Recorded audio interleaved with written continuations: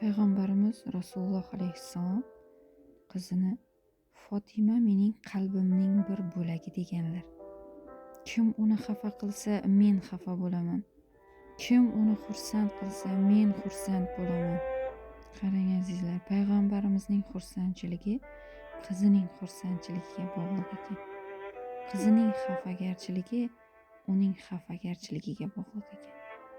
Bitta akamizni 5 ta farzandi, qiz farzandi bor ekan. O'g'li yo'q deb boshqalar boshqacha kulgi qilishar ekan. Aslida qizi bor insonga hamma havas qilishi kerak. Biz havas qilishimiz kerak ekan azizlar. Payg'ambarimizning o'g'li bo'lgan, lekin go'dakligida o'tib ketgan 4 ta qiz.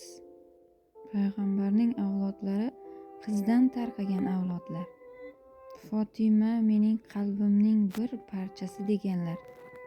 Kim uni xafa qilsa, men xafa bo'laman. Kim uni xursand qilsa, men xursand bo'laman deganlar. Erkak kishiga eng og'ir zarba bu qiz tarafidan bo'ladi. Agar qizga bir gap bo'lsa, ota yerga ko'milib ketadi. Uzatgan qizi xafa bo'lsa, eng ko'p tipirchilagan bu ota bo'ladi. Kimning bitta qizi bo'lsa, unga yaxshiliklar qilsa, odobini chiroyli qilsa, o'g'il boladan past sanamasa, Alloh taolo o'sha kishini u qiz farzandi tufayli jannatga kirgizadi. Qiz bu jannat otalar. Uyingizda qizingiz bormi? Nabira qizingiz bormi? Bilingki, uyingizda jannatning ifori bor. Bu qiz otaga jannat eshigini ochadi. Jannatiy amallardan biri bu soliha qiz tarbiya qilishdir. 3 ta qizni tarbiya qilgan kimga jannat? Otaga jannat. Qarang qiz qanchalar ne'matligini. Qizning mehnati onaga, mukofoti otaga. Shuning uchun ulamolar aytadi, eng ko'p mehrni qiz otadan ko'rsin. Dunyoda qanday chiroyli so'z bo'lsa, qizingizga gapiring. Meni qizim dunyodagi eng chiroyli qiz deng. Meni qizim dunyodagi eng dono qiz deng. Voy qizim, gul qizim deb qizlarga eng ulug' mehr taftini beradigan bu ota bo'ladi. Sarvari koinot aytadilar, jannatda o'lim yo'q. Jannat abadiy hayot. Payg'ambarimiz alayhissalom suyukli qizlari Fotima Zahroni turmushga uzatayotganlarida uni Hazrati Ali xonadoniga berayotganida shunday nasihat qilgan. Qizim, o'zingni hamisha ozoda tut.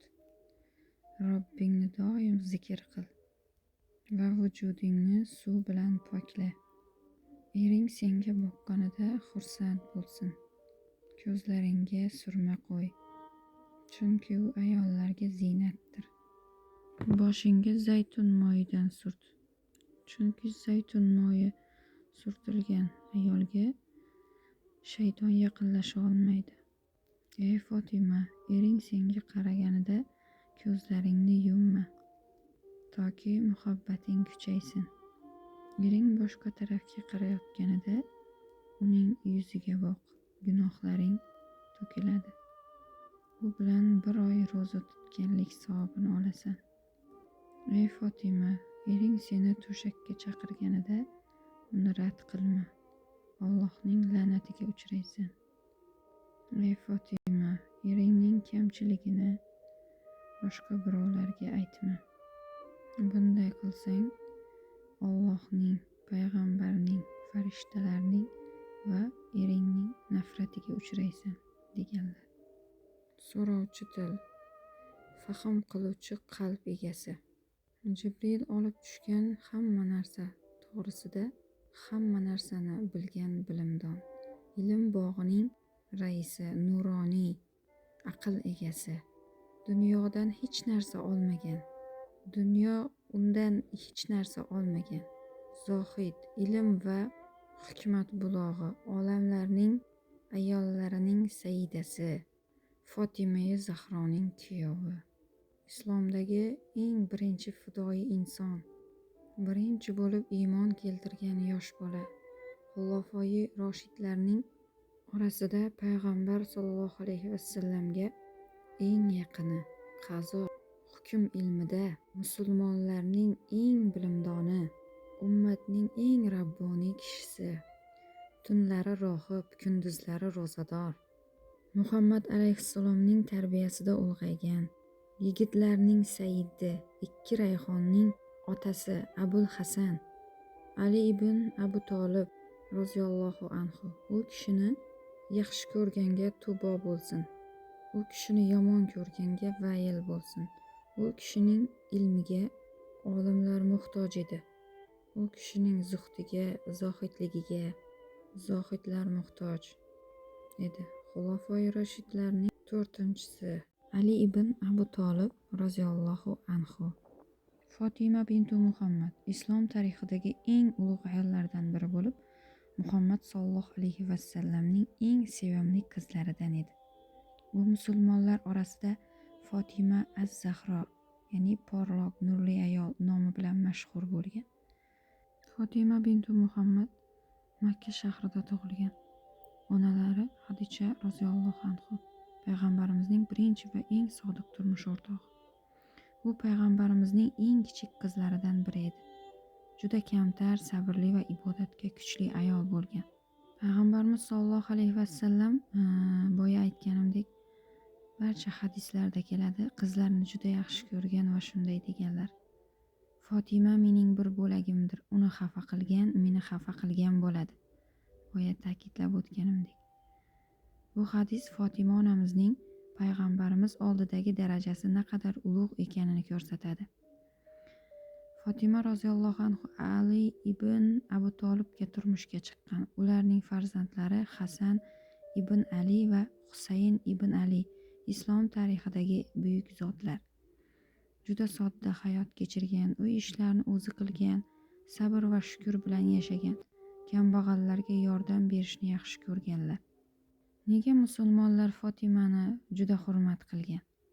Chunki taqvoli ayol bo'lgani uchun, payg'ambarimizning eng yaqin ahli baytlaridan bo'lgani uchun, sabr, hayo va ibodat namunasi bo'lgani uchun, jannat ayollarining sayyidasi deb ulug'langani uchun. Bir kuni Fotima onamiz roziyallohu anhu uy ishlarini o'zlari qilib juda charchab qolgan edilar. Qo'llari tegirmon aylantirishdan og'rib ketgan. Uyda xizmatkor ham yo'q edi. Shunda ba'zi sahobalar payg'ambarimizga xizmatkorlar kelganini aytishadi. Fotima roziyallohu anhu otalari Muhammad sollallohu alayhi vasallam huzurlariga borib xizmatkor so'ramoqchi bo'ladilar. Lekin payg'ambarimiz u kishiga juda katta boylikdan ham afzal narsani o'rgatadilar. Qizim, senga xizmatkordan ham yaxshiroq narsa aytaymi? Deydilar. Fotima roziyallohu anhu rozi bo'ladilar. Payg'ambarimiz aytadilar: uxlashdan oldin 33 marta subhanalloh, 33 marta alhamdulillah, 33-34 marta Allohu akbar ayt. Shunda qalbing tinchlanadi va Alloh senga kuch beradi. Fotima onamiz bu nasihatni umr bo'yi tark etmadi. Ushbu hikoyadan olinadigan ibratlar: boylik emas, zikr qalbga kuch beradi. Sabr qilgan odamni Alloh kuchli qiladi. Ota-onaning nasihati eng katta xazina. Oddiy hayot ham barakali bo'lishi mumkin, azizlar.